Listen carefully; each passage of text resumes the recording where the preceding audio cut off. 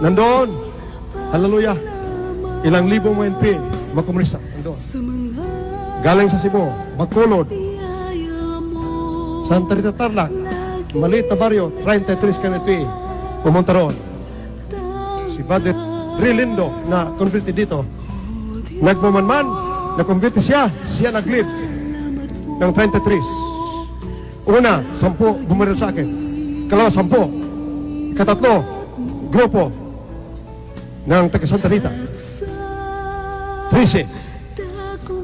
Pagbaril sa akin ng mahal, ni isang baril lang walang pumutok. Pagbalik nila sa Tarlac, pinaputok nila. Akala nila masira mga baril nila, lahat ay pumutok. Sa galit mga NPA, bumalik. Mga sabi, Kare, balikan natin si Evangelist Mate. Baril namin, pagkatapos ikaw isunod namin. Lumuhod si Padre.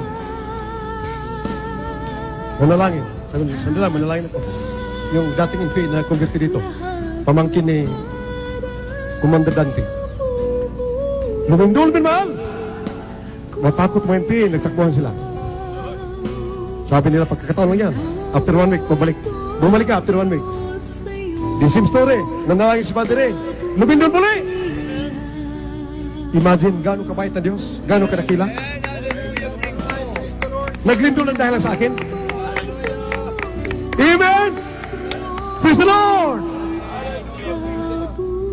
Ikatatlo, bumalik after 1 month o 20 days. Pagbalik, hindi na nalangin si Padre. Lumindol na napakalakas. Halos mabaloy sa takot ang mga NPA. Naiwan ang mga Armalite nila. Umalis! Bahala na! Naiwan ang mga Armalite! Sabi nila kay Padre, anong klaseng pastor ninyo nakakatakot sa mga nanggaling yan? Hallelujah! Hallelujah! Praise the Lord! Hallelujah! Praise the Lord! Hallelujah! Yan ang sinabi sa Isaiah 41 verse 10 and 11. Isaiah 54 verse 17, kindly read it in Tagalog. Walang sandata sa buong mundo na magtagumpay laban sa taong matuwid. Ang katuwiran natin si Kristo pag natanggap mo, ikay matuwid. Kristiyanong totoo tagapagmana ng buhay na walang hanggang. Kindly read it. Isaiah Kapitulo 41, versikulo 10 at 11. Huwag kang matakot sapagkat ako'y sumasayo. Huwag kang manlupaypay sapagkat ako'y iyong Diyos. Aking palalakasin ka. O aking tutulungan ka. O aking aalalayan ka ng kanang kamay ng aking katwiran. Narito silang lahat na magagalit sa iyo ay manghihina at mapapaya at malilito. Silang nakikipaglaban sa iyo ay papanaw at mga papahamak.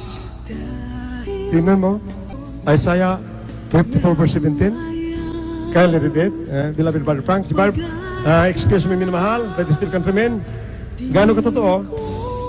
Hindi niniwala sa papa niya. Dito niniwala. Ang papa ni Beloved Brother Frank ay pare din. Pare, nandito siya. Hallelujah!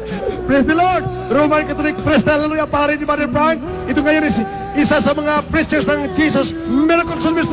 Nakita ang kapangyarihan, ang prueba at ebidensya, ang pag-ibig, kapangyarihan ng kagaling sa pamamagitan ng Diyos. Amen! Praise the Lord! Praise the Lord!